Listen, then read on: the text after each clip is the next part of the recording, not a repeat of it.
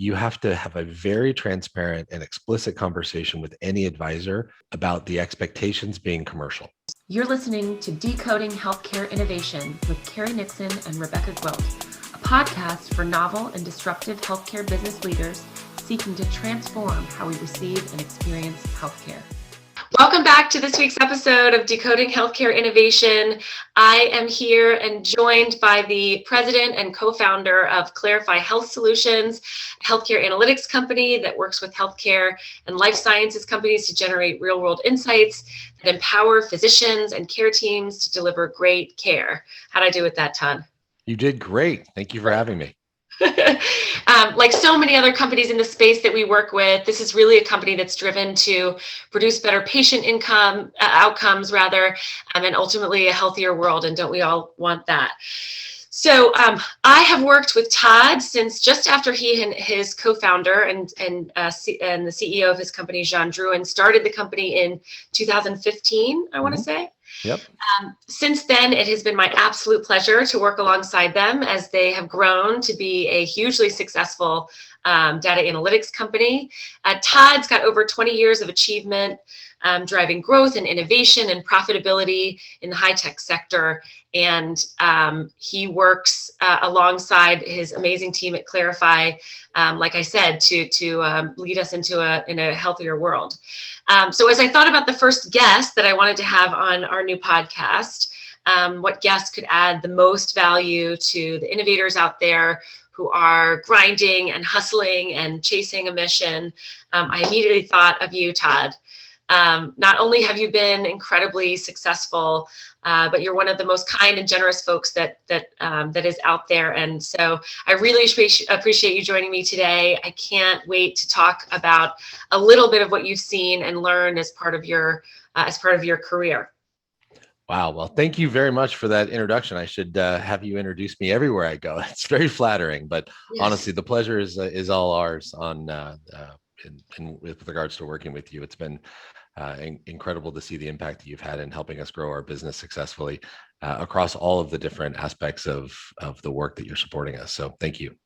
Well, I appreciate that. I really do. So let's start with you. We'll get to Clarify, but let's start with you. Tell me a little bit of your backstory. What landed you where you landed in 2015 at the start of this?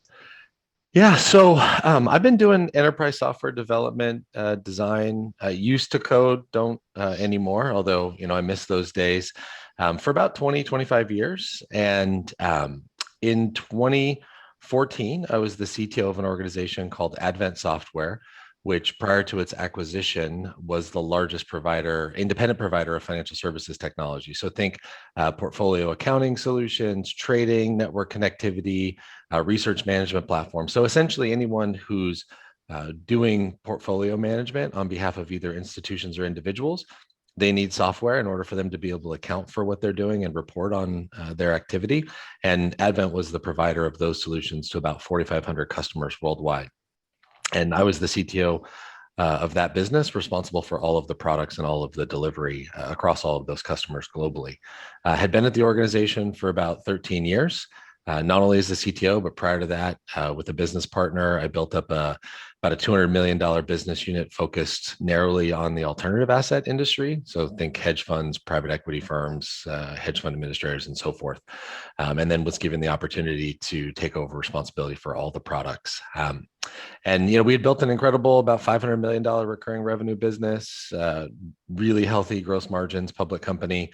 But one of those things when you're a public company is that you're open for offers from other organizations to acquire, and every board has to take any inbound offer seriously. And one of our competitors put in an offer at about 50% above market price.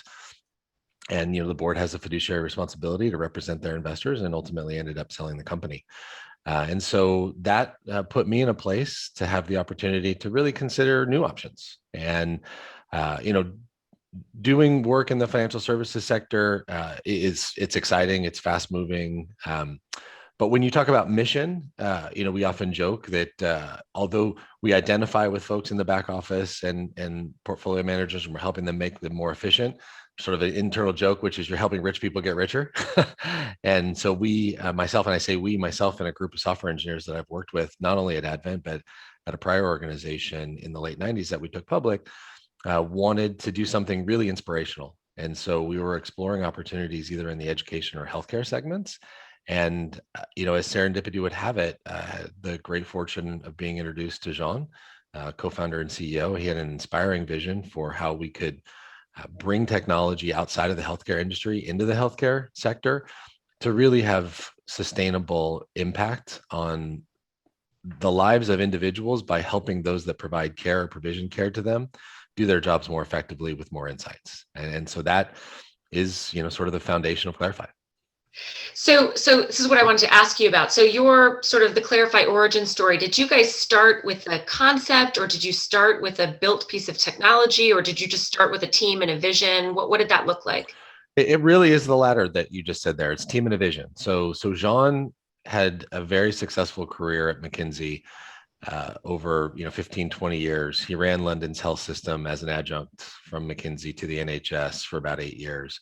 Came back to the States, founded McKinsey's Healthcare and Digital Analytics Group with the intent to, inside McKinsey, build a technology platform that would allow McKinsey's consulting arms to do better work and provide the types of insights that organizations were needing in a much more efficient way.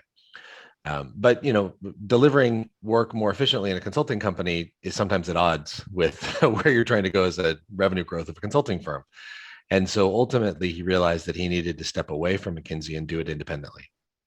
And so the vision was to build an enterprise analytics platform that could span the diverse needs of providers, payers, and life sciences organizations from one common technology stack and one underlying set of data assets.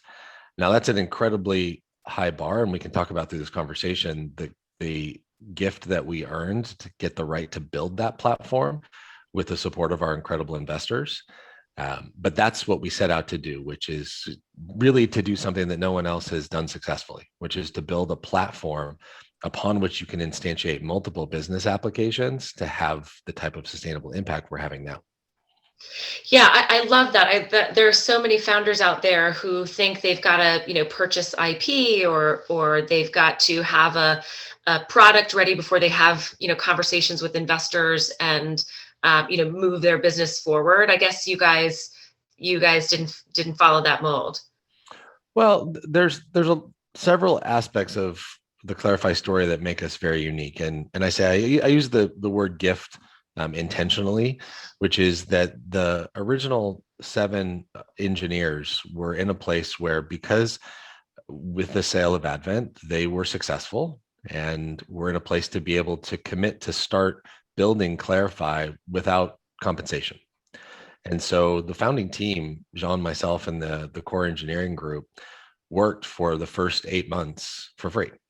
And so you've got really talented folks who have a tremendous amount of experience, where the design pattern is actually quite similar. What we were doing in portfolio accounting is actually quite similar to the platform that we've built at Clarify. The difference being, instead of accounting for trades in financial services, you're sort of accounting for healthcare events, but you're still asking similar questions.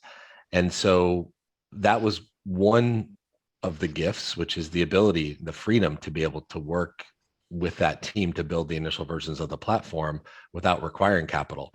And then the second is that because Jean, and to a lesser extent myself, had really strong relationships with high net worth individuals who wanted to support us, we were able to raise capital with a pretty early version of our platform and a vision, and raise substantial capital. And so that, again, is another form of the gift that we were given, to be able to really build a platform before creating products, as opposed to what often happens is that you got to go out there and start delivering customer value and generating revenue, which makes it very hard to take the time and spend the capital to build a platform. Often what you see is people have a couple of business applications and they come back later and try to build a platform to sit underneath those products. And that is a very, very difficult engineering challenge. Do you have any advice for startups who possibly don't have the network of high capital, high net worth individuals that are trying to start something that is, tech based? Well, so The way I painted the story is obviously not exactly how it went, right? We had to demonstrate, even to our early angel investors, that there was on the near term horizon, 12 months or less, the fact that we were going to be delivering value to somebody. So that you can't get away from that. You do need to be very specific about how you're going to solve certain business problems for, because we're at the end of the day, we're building businesses. Yeah. That said, be very transparent about the fact that if you see a heavy capital investment having an inflection in your future value, your future enterprise value, be very transparent about that. Don't try to hide it, because there are plenty of investors out there that understand that platform plays are really the way to generate the long-term enterprise value in any industry. Mm-hmm. But often founders try to hide that fact. They try to focus on the fact that there's going to be an immediate return on the investment. And then investors are surprised by the fact that, oh, well, what do you mean you need to burn another $5 million to build a platform? Now, look, you got to kiss a lot of frogs, right? And I'm not the only person that ever says that. I mean, you have to be prepared to do hundreds of meetings. Even when you're successful, you're still going to do 20, 30, 40 meetings when you're out doing your Series C or later rounds. I think John and I, for our Series C, we tallied this up. We did 220 meetings. Wow. Some of those were second and third meetings, but 220 conversations. Wow. And that was at Series C. Yeah. So, I know I kind of rambled there, but I would say that if I were to net that back all out, yeah, the most important thing is to have the connections to get the meetings to do your pitch. Yeah. And you got to be prepared to do it over and over and over again. Yeah. It's great advice. It's great advice. And I actually want to bring it back a little bit to talking about the team, because I know you have such great respect for your team. And as a founder myself, I know that the right team is absolutely key to success, but finding that team and adequately supporting that team is one of the toughest challenges that I face. I would love to talk about how you're thinking about building a company of individuals, and how maybe that has changed since the beginning till now. Yeah. So again, this is the sorry to be redundant, but this is another gift, is the incredible personal relationships that I had coming into the Clarify experience with really, really talented engineers and product managers, my closest friends. We've been doing this type of thing for all of our careers. The CTO of Clarify, Justin Warner, he and I met when we were 17 and 18, going into soccer sort of pre-season work before we started college together. So we've literally known each other longer than we haven't known each other. And so our purpose is to support each other and each other's families. And it's really incredible to not only have that purpose, but also to have then the purpose of Clarify layered on top of that, because we're not only supporting that goal of making sure that we are able to ensure that our kids can go to college and that, we're successful as families, but also putting a real dent in the universe. And so that philosophy of this dual purpose then has been extended to the overall, the extended Clarify team and everybody that comes on to this journey with us. I say the same thing, which is that you're now part of this family. And my job is to ensure that you have the information that you need to bring your best self to work, but also that I see you holistically and that the company sees you holistically, because you're not just the person you are at work, and you're making a commitment to join us on this journey. And it's not just yourself, but if you have a partner, it's your partner. If you have children, it's your children. Like, this is a massive commitment that you're making, particularly with an earlier stage organization. And so it's my responsibility to do whatever I can to give you the transparency, the information, and to provide a holistic experience so that it's fulfilling for you. And so that's what then builds the trust and the loyalty to the purpose that allows us to then be incredibly successful. Because, as a founder yourself, there are moments where you need to ask incredible things from your people.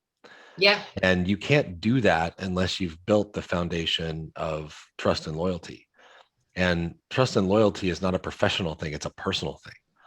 And so you have to connect personally with people while respecting obviously their privacy. But this isn't just a job, it's a mission. Yeah, I mean, I think that's probably going to resonate with a lot of people, especially after what we went through in 2020.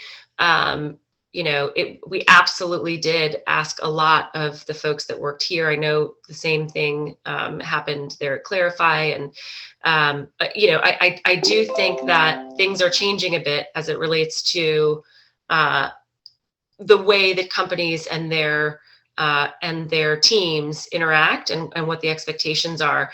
And I'll say that, I'm on the internal communications for Clarify, and you guys do a great job of being enthusiastic and supportive of your folks. And my guess from what you're saying is that that's been the case since the beginning. Absolutely. Absolutely. So second thing that I think that I can connect with you on is, in my work with mentoring startups, one of the things I try to remind founders of is that the company that they think they're building might just look completely different in 5 years. Sometimes there is a roadblock or a larger opportunity that they missed at first, and that they'll need to remain nimble and be okay with shifting vision. I know my law firm looked very different 6 years ago than it looks today. And we were nimble enough to change, and I think it was for the better. I'd love to know if that's something that you faced when you guys were building Clarify, and if you have any thoughts about sort of what it looks like to make these kinds of pivots. It's just been up and to the right ever since we started. I don't know what you're talking about. Yeah, no, look, everyone in that's starting a company I will experience the type of change that you just alluded to. I think it's universal. I don't know of anybody I've ever talked to that said this is what we're going to start doing, and therefore we've finished and we achieved exactly and landed exactly where we thought we would. And I think the biggest thing, so one of our advisors was Dr. Jack Cochran, who used to be the president of the Kaiser Permanente Foundation, which is the physicians at Kaiser. And he was always driving home to Jean and myself that learning has to be a part of any organization, and particularly an organization in healthcare, because the pace of change is this really dichotomous experience in healthcare, because there's so much rooted in the historical practice of medicine. But then with the advancement of technology, our insights and what is knowable about the delivery of healthcare and the receipt of healthcare is advancing at a pace that is far outstripping the appetite to change. And so you have to learn in both dimensions. It's not just about learning the new stuff, but it's also learning about the way in which medicine has been practiced in the past, and the controls and the safety and the concerns that individuals have about changing practice. And so that obviously applies, and I'm not the only person that would say that the only constant is change. And we started the company, our vision, and it is still to a certain extent, but the how was much more explicit, is to change healthcare outcomes for every individual that we can possibly touch. Now, when we originally got going, we were doing patient engagement and care management in addition to the analytics. Unfortunately, the economics are such, and it's a sad state, when you analyze it about the healthcare industry in the United States, that although through capitation, patient engagement and care management was actually driving down costs, it was rewarding clinicians who were providing higher quality, more efficient care, and patients were having a much more enjoyable, if that is a possible word, but at least knowledgeable and informed journey through joint replacements, cardiovascular procedures, and so forth. But unfortunately, the programs changed, right? It was working as intended, but with a change in administration, we went a different direction, and those economics fell apart. And so organizations didn't have the same rewards, and therefore they couldn't afford the types of technology that we had developed. And so we had to pivot. And when we pivoted to being a broad-based analytics organization, we didn't know exactly what was going to stick. We knew that we had a platform that could do a lot of things, but we didn't know exactly what was the most pressing need of the buyer communities that we were targeting. And so we had to spin up a whole library of potential solutions and take them out into the market. Massive amount of engineering went into building V1s of 12 products. And now we do a subset of those because we found the ones that really resonated, which really goes back to the fact that I am completely cognizant of the fact that we were given an amazing opportunity to have the funding to do that.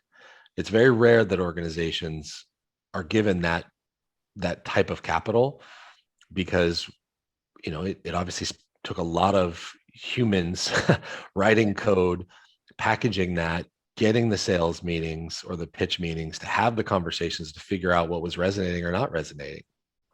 And then going through the process of actually shutting down solutions that people had invested, a year of their lives into because it didn't have the market traction. Also a really, really challenging experience. But that's what it takes to get to the place where we are today, where we have a subset of the products that we originally envisioned that are having real impact in the lives of those individuals that are provisioning or delivering care. Yeah. And we're having commercial success. Yeah, I mean, you've been in the fintech world and now in the health tech world, and those two industries are just so highly susceptible to changes in regulatory rulemaking, statute, big overhauls that can actually sort of disappear a business model. So it sounds like that's what happened to you. We've got a ton of clients that, part of what forms the basis of their company being able to function is a physician fee schedule code that might disappear next year, which is a really scary place to be if you're in the health tech sector. But I think, what I take from what you said is keep your eyes open, understand before you continue to sink something into something that's, no longer viable, that you need another option, and then just head first in, figure something else out. I mean, it didn't sound like your company stopped. In fact, you created a significant amount of additional value. Yeah, absolutely. That's a great playing back of what I was saying. And maybe I would layer on top of that, given that part of the audience that we're focusing on is folks that are starting their own organizations or growing their own businesses, is that don't underestimate your relationship with your board, particularly if your board's primarily your investor base, because that will make or break what happens to you when the inevitable speed bump or roadblock gets put in front of you. And we were fortunate enough to have, now I don't want to make it sound like it was easy, but we were fortunate enough to have a set of investors that when we needed to have source in additional capital, that they were supportive and that they understood and they were along with us. They were side by side with us on the journey, so that they understood what decisions we were making, how we were deploying that capital. Maybe not always excited about how much capital we were deploying, but at least understood the decisions we were making. And so we're not surprised by the outcomes and therefore the next steps that we had to make based on those outcomes. And now are incredibly excited that the fruits of those labors are paying off. Yeah. And I'm actually interested in your thoughts on the importance of advisors, and in particular paid advisors. I know you've had some pretty significant ones at the beginning. Not everybody has that kind of access, but I'm interested in your thoughts for emerging companies who know they need allies and advisors who know various parts of the industry that impact their business, and when's the right time to start putting that group together, and what does that look like? Yeah, so look, advisors have been incredibly important for our success and our growth, particularly over the course of the last 12 months. What I would say is that you have to have a very transparent and explicit conversation with any advisor about the expectations being commercial. So if you're bringing on advisors in a commercial capacity, I understand that there could be reasons for advisors on helping you build and design your technology or solution, putting that to the side because that's more like paid subject matter expertise. I'm talking about advisors who say that they have access to C-level individuals at certain types of firms. So you say, I know a lot of CEOs at hospitals, or I know a lot of CFOs at hospitals. So there's two really, really important learnings there. One is be explicit about, is the Rolodex represented your actual buyer or decision maker, right? For us, CEOs of hospitals are actually not our buyer, right? It's chief strategy officers, or it's the individual who is responsible for the physician relationships management. At payers, it's product owners or people that actually build and maintain the networks, or those that maintain physician relationships. So talking to the CEO of a Blue that's not going to add value for me, because that individual is not going to tell their people what to do. Right. And they're most likely not even the person who signs the contract. So first, it's qualify the Rolodex. And then the second thing is that you have to put them on a performance incentive plan.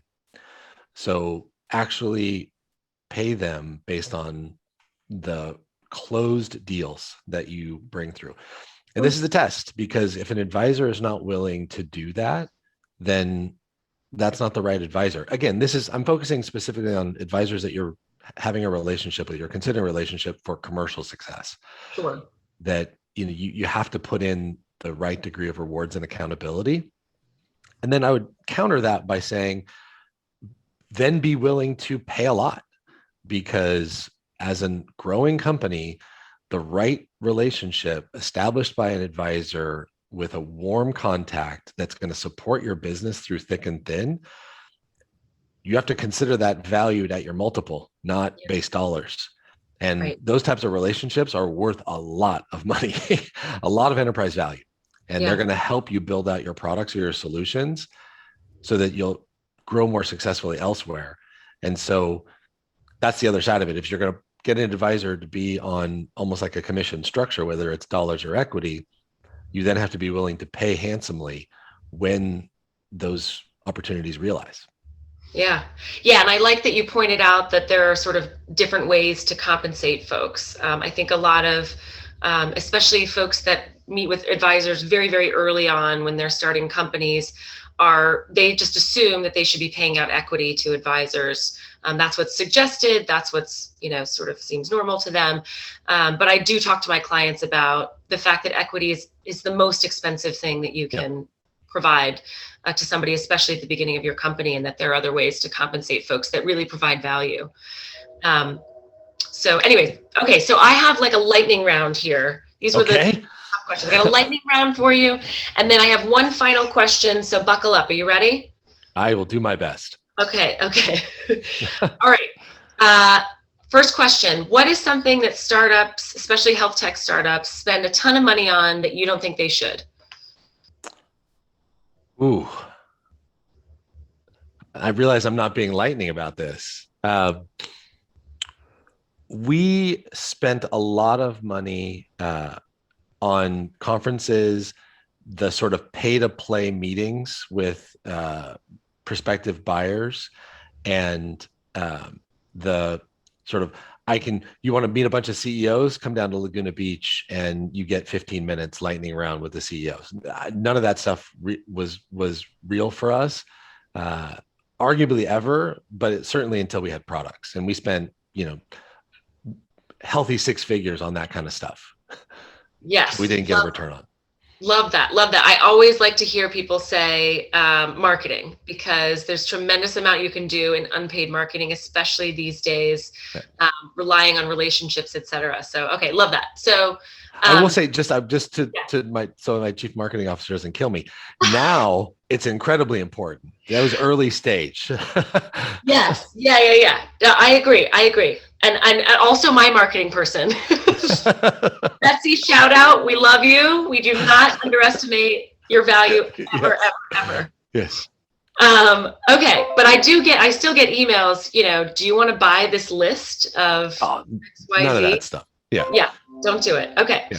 So second question, successful companies, not just in the tech industry, but in the tech industry too, focus on the 3 Ps: people, process, and tech, and sometimes a 4th P for performance. What do you think is the most important of these? Hands down, people. All right. What is one key piece of advice you would give a startup raising its first significant funding round outside of friends and family?